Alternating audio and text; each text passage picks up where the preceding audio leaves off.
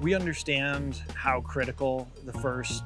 3 or 4 months at any job can be for establishing solid, productive working relationships with new individuals and the rest of the company. And so we place a great deal of emphasis on opening up to new people, helping them feel safe, helping them feel welcomed, helping them feel like they're in an environment where they can ask questions, where there are really no barriers to where they can go within the company. My onboarding buddy was Jules, and he walked me through the processes, how to set up GitHub, how to set up my Gmail, making sure that I set up my two-factor authentication on that, getting into Element and kind of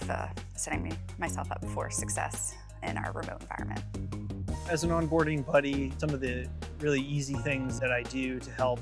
new folks out is even just checking on them through a direct message a couple of times a week. If I don't hear from them, just make sure that they don't have any questions, they're not struggling with anything that they haven't reached out about yet, or even just ask them how their progress is going or if they have any challenges that they need help addressing. Everyone was there kind of to help you and lift you up onto the mountain as you were learning.